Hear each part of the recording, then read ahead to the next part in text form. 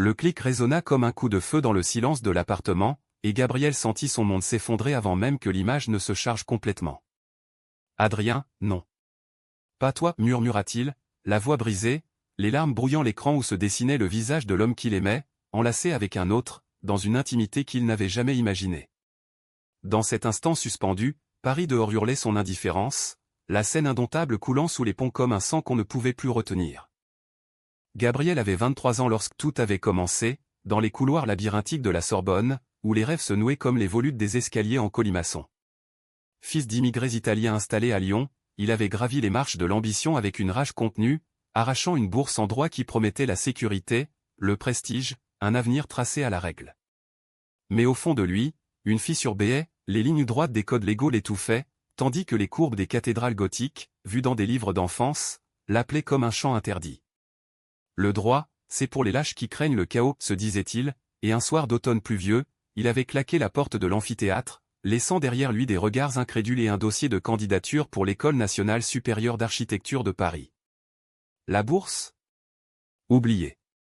L'architecte parfait? Il n'en existait qu'un dans ses fantasmes, un homme aux mains habiles, capable de sculpter le monde avec la précision d'un amour naissant. C'était lors d'un atelier d'esquisse, sous les verrières crasseuses de l'école à Saint-Germain-des-Prés, que Gabriel l'avait vu pour la première fois. Adrien Moreau, 30 ans, enseignant invité venu de New York, un Français expatrié qui avait conquis Manhattan avec des bâtiments qui défiaient la gravité, des tours de verre et d'acier où la lumière dansait comme une promesse. Grand, les épaules larges sous une chemise froissée, les cheveux châtains en bataille et un sourire qui creusait des fossettes irrésistibles, Adrien n'était pas seulement beau, il était une structure vivante, un édifice où chaque geste révélait une symétrie parfaite.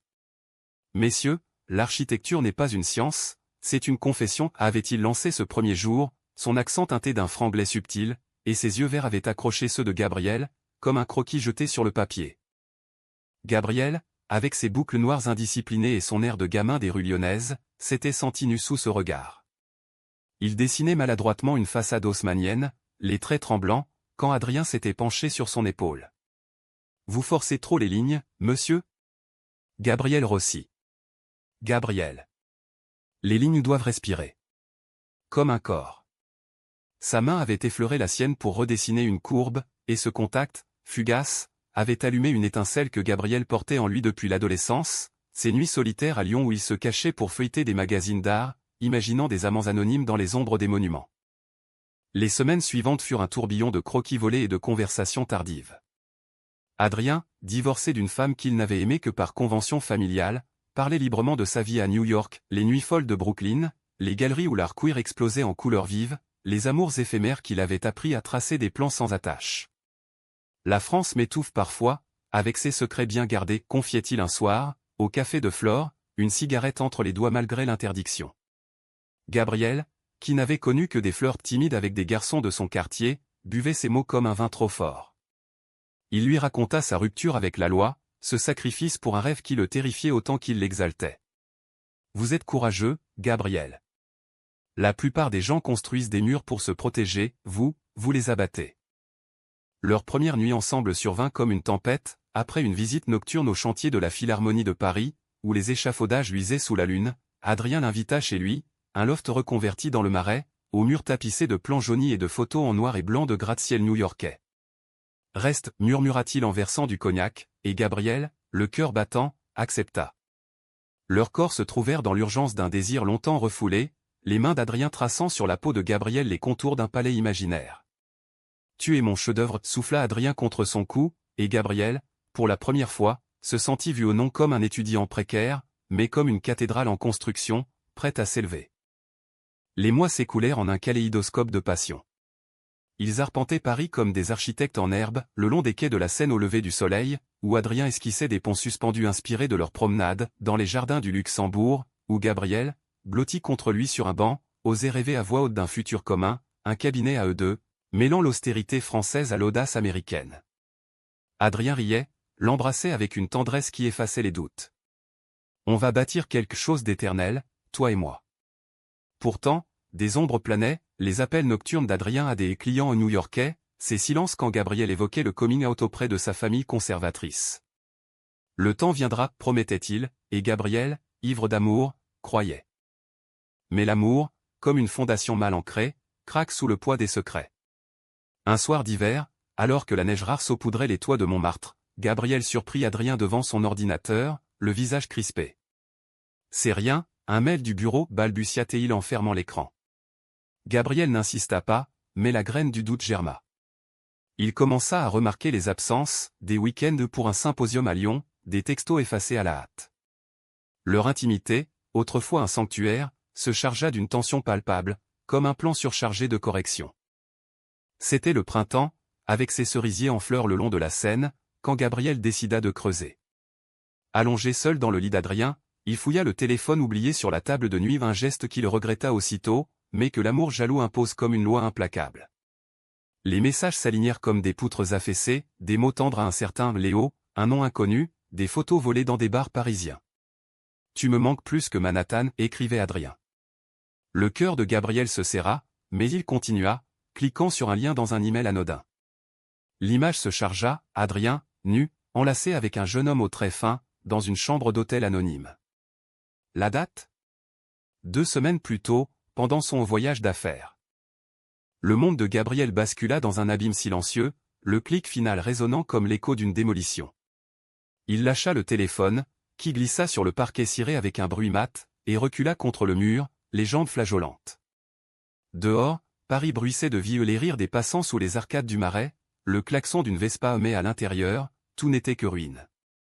Adrien rentra 2 heures plus tard, les bras chargés de baguettes et de fromage, un sourire innocent aux lèvres. « J'ai pensé à toi, une petite fondue pour oublier l'hiver ?» Mais le regard de Gabriel, vitreux, l'arrêta net. « Qu'est-ce qui se passe, mon amour ? Qui est Léo ?» La question jaillit comme une lame, et Adrien pâlit, ses clés tombant au sol. Il tenta de nier, balbutia des excuses maladroites. « C'est un ancien collègue, rien de plus », mais Gabriel, armé de captures d'écran qu'il avait hâtivement sauvegardées, le confronta avec une fureur contenue, les larmes coulant malgré lui. « Un collègue avec qui tu dors dans des hôtels ? Pendant que je t'attends ici, à rêver de notre futur ?» La dispute éclata, violente et intime, mots lancés comme des débris, trahison, mensonge, peur. Adrien s'effondra sur le canapé, la tête entre les mains. « Je t'aime, Gabriel. Mais j'ai paniqué.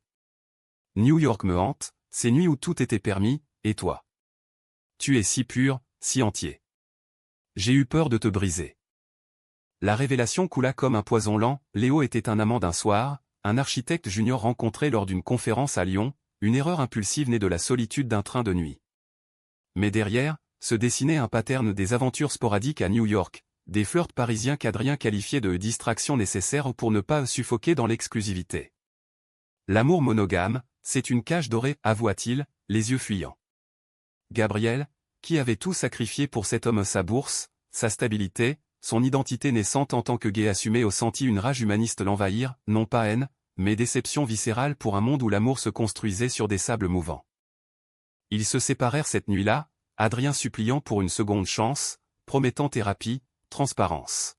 « Donne-moi une semaine, on repart de zéro. » Gabriel, le cœur en miettes, accepta par faiblesse, par amour résiduel.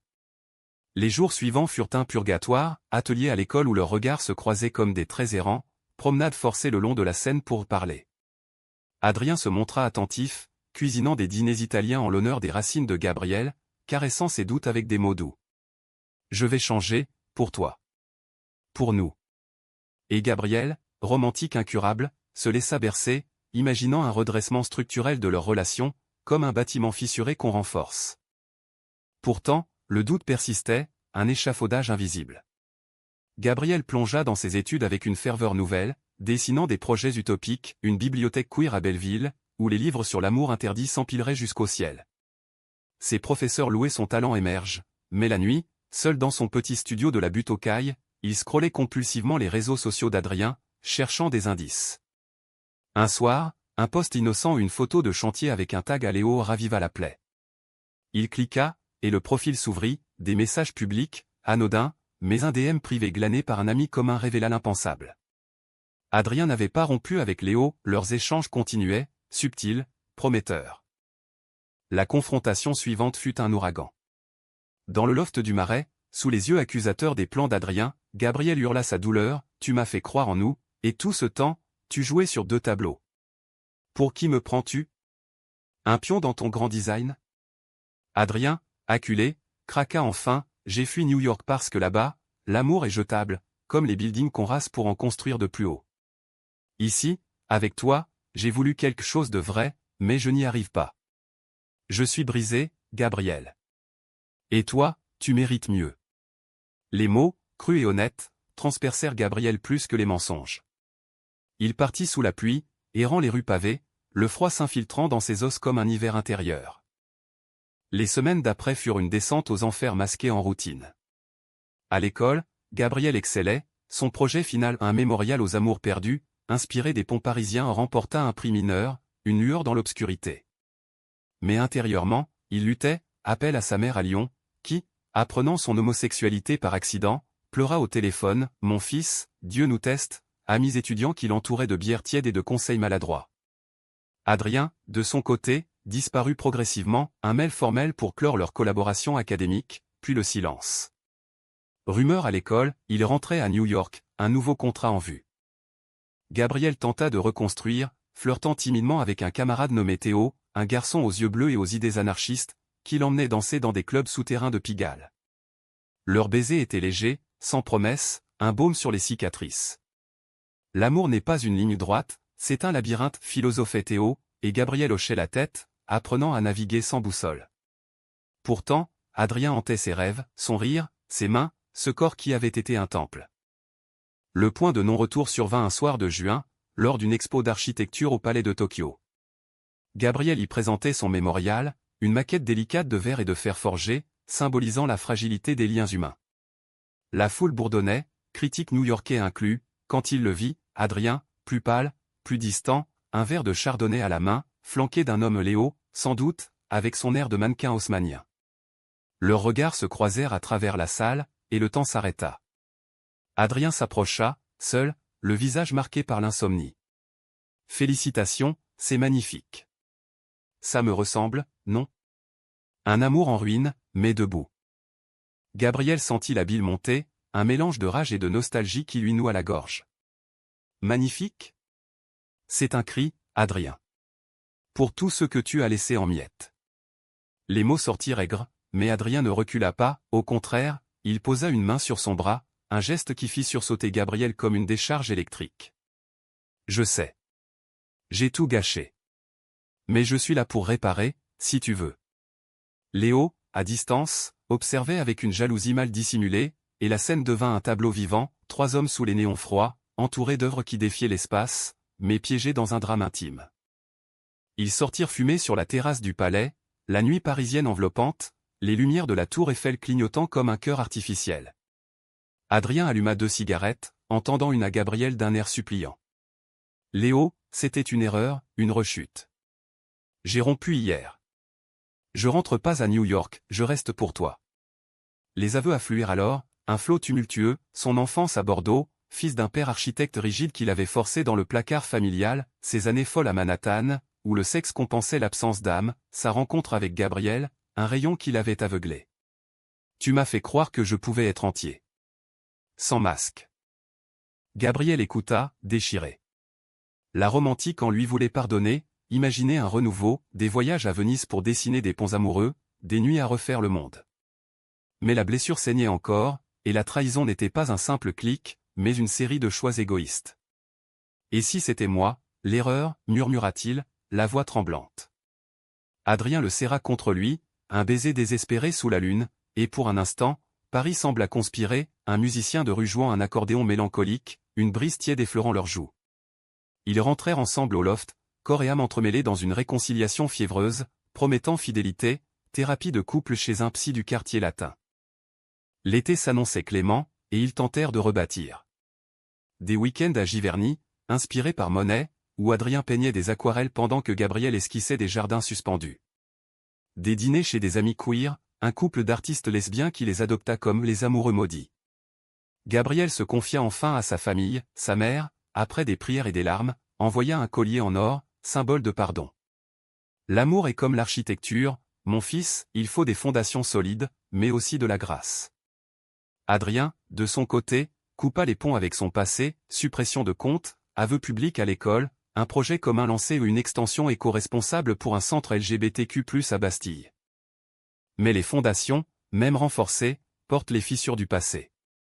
Mi-août, lors d'une pause café à l'école, Gabriel surprit un appel d'Adrien. « Oui, chérie, je gère. » Non, pas de regret.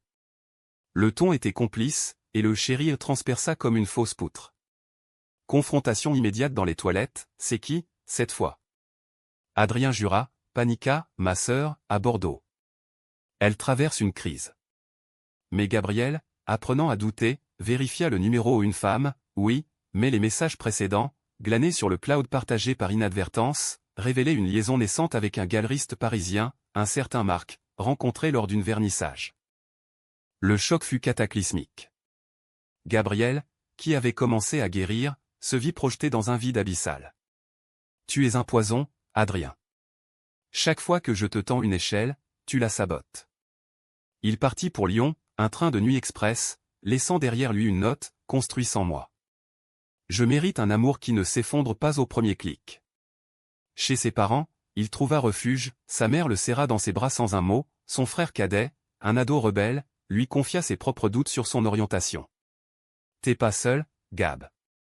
Paris, c'est grand, mais la famille, c'est la vraie structure. » De retour à l'école en septembre, Gabriel se mura dans le travail. Son mémorial évolua en une installation interactive, des miroirs brisés reflétant des histoires d'amour queer, projetés sur les murs d'une galerie éphémère au centre Pompidou. Théo réapparut, plus qu'un flirt, un ami solide, avec qui il partagea des nuits chastes, des discussions sur Foucault et l'architecture du désir. Laisse-le partir. L'amour vrai ne se mendie pas. Adrien, quant à lui, sombra, alcool, absence au cours, un mail pathétique, sans toi, je suis un plan sans échelle. Reviens. Le climax arriva par un soir d'automne venteux, lors d'une tempête qui flagella Paris.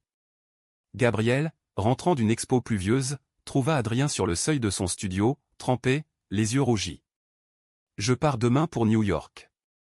Mais avant, écoute-moi, tout était vrai, sauf mes peurs.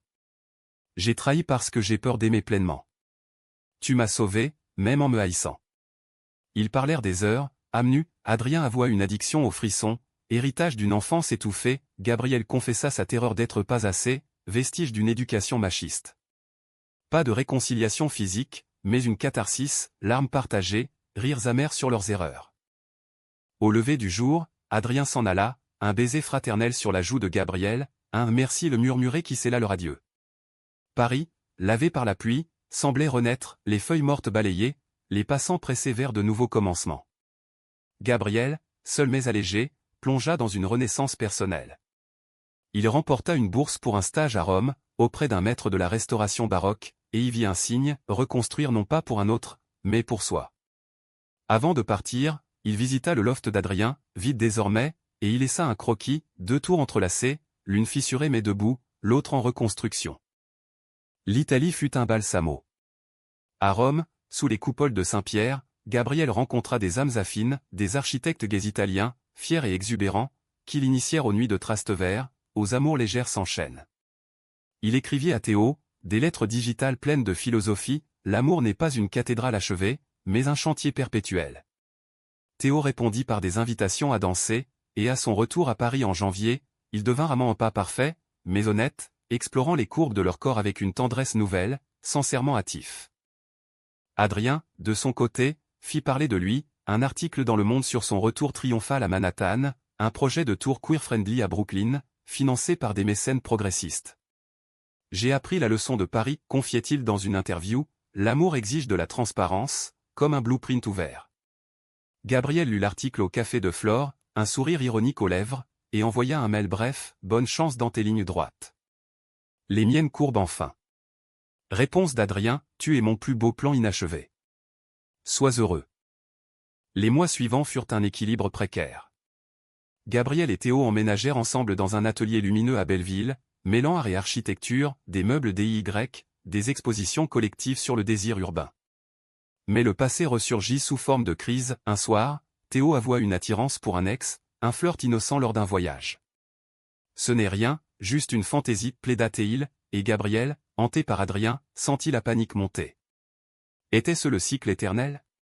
La trahison inscrite dans le code gay, ou simplement l'humaine imperfection? La dispute qui suivit fut un miroir déformant, accusations volées, portes claquées, nuit solitaire sur le canapé. Je ne veux pas être comme lui, sanglota Théo, et Gabriel, dans un éclair de maturité, choisit le pardon au non aveugle, mais conscient. On construit ensemble, pas malgré les fissures, mais avec elles. Ils consultèrent un thérapeute, un vieux sage du Marais qui enseignait l'amour comme un design itératif, testé, ajusté, raffiné. Lentement, leur relation s'épanouit, voyage à la Côte d'Azur, où ils dessinaient des villas modernistes, dîner avec la famille de Gabriel, désormais ouverte, sa mère adoptant Théo comme un fils prodigue. Pourtant, le destin, ce grand architecte ironique, intervint. En mai, un appel de New York, Adrien, hospitalisé après un accident de chantier ou une chute d'échafaudage, rien de grave, mais un rappel brutal de la fragilité. « Je pense à toi, Anouk, murmura-t-il au téléphone, la voix faible. Gabriel hésita, Théo l'encouragea, va. Clôture le chapitre. Il s'envola pour Manhattan, la première fois depuis des années, et trouva Adrien dans une chambre aseptisée, bandé mais vivant, entouré de maquettes brisées. Leur rencontre fut un condensé d'émotions, rire nerveux, silence lourd, confession terminale. J'ai tout faux, Gabriel.